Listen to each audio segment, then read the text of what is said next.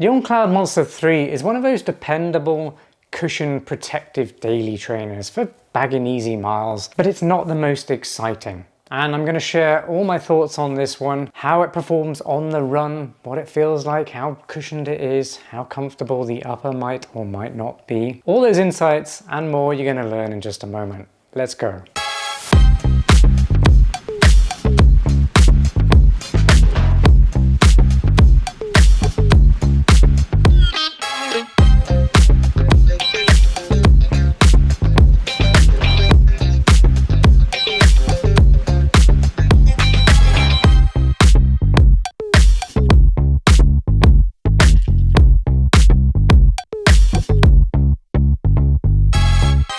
So there are a few refinements that have been made to the Cloudmonster 3 that do make it a little bit better than version 2. Number one being the fit. You do get a little bit of a better lockdown now. It's much less wishy-washy inside. It's not quite as wide as it was, so that would be good and bad for some people. But for me, it's good. As a person with medium width feet, I much prefer the fit on here. And it has a safer, more structured ride. All right, let's kick off with the key specifications. They cost $190. I will let you know by the end of this review if I believe they're worth that price tag. They weigh 10.6 ounces or 301 grams.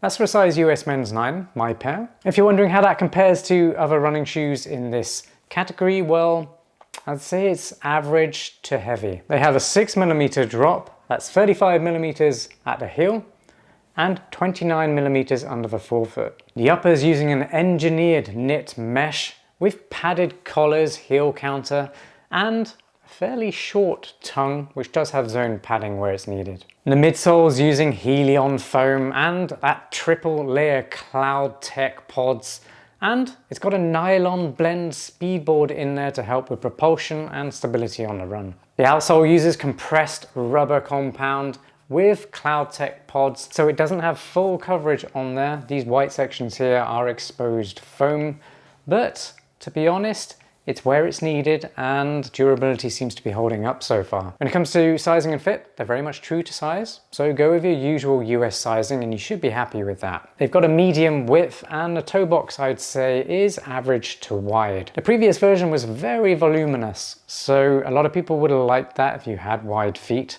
But if you had narrow to medium feet, you might have felt that there was a little bit too much room. And that meant that you couldn't lock your foot in place in the midfoot quite as much as you might have liked.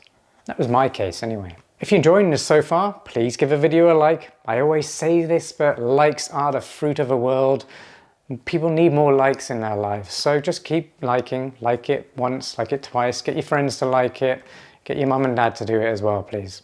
And of course, subscribe to my channel, hit that notification bell, and I'll see you on the next review. And if you're new to the channel, I always keep my reviews genuine, honest, and as insightful as possible to help you decide whether or not the shoes I'm currently reviewing are going to be best for you and your needs. But if at any point I miss something and you've got a question, drop it in the comments down below.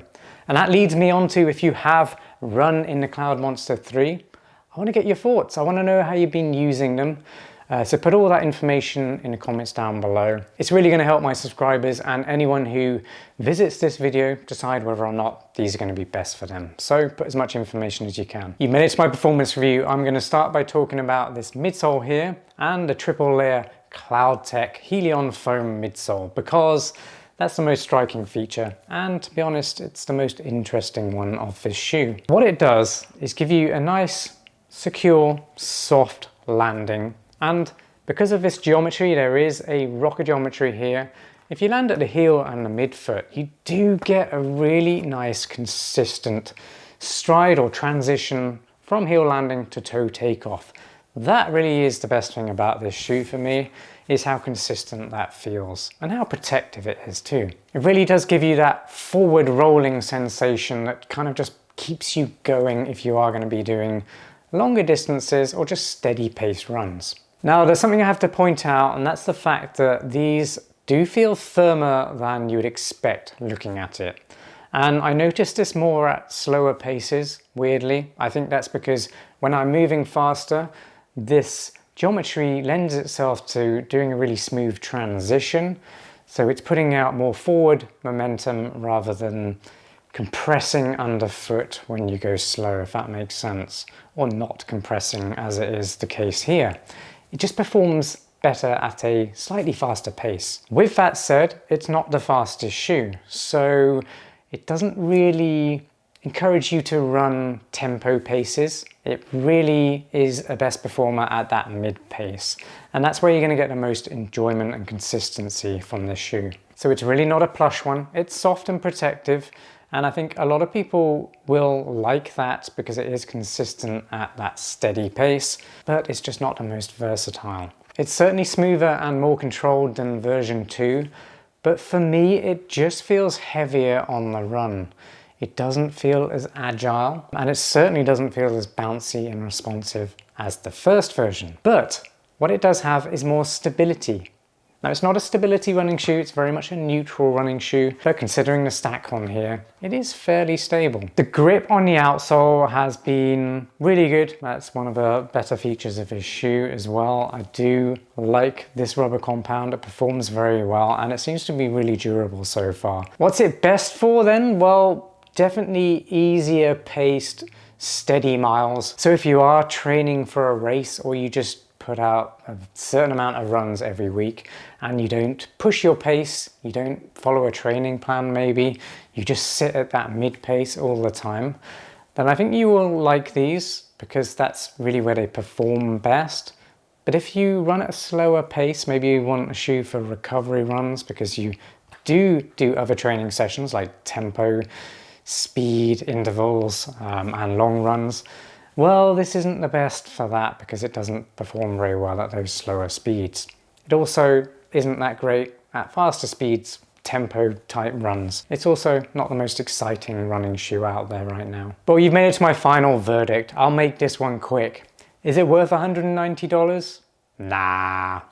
My advice to you would be to pass on the On Cloudmonster 3.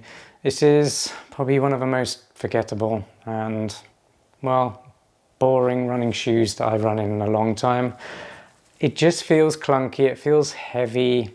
Sure, it's got a much better fit than version 2 and it's pretty stable, but there are better running shoes out there that offer all that and offer much better performance at a wider range of paces as well. So I can't really recommend this one right now, unfortunately. I'm excited to see what On does with version 4. I'm really hoping they get back to that original flavor of shoe because that was just something that was totally unique and I loved it when it came out. So we'll see what happens there, but for now, I'm gonna have to say, do yourself a favor, pass on the Cloudmonster 3. Well, I really hope you enjoyed this review. It wasn't the most positive, I know, but unfortunately, it's just how I feel about this one. So if you've got any questions at all, drop them in the comments. Make sure you like the video and don't forget to subscribe to the channel. I'll see you on the next review.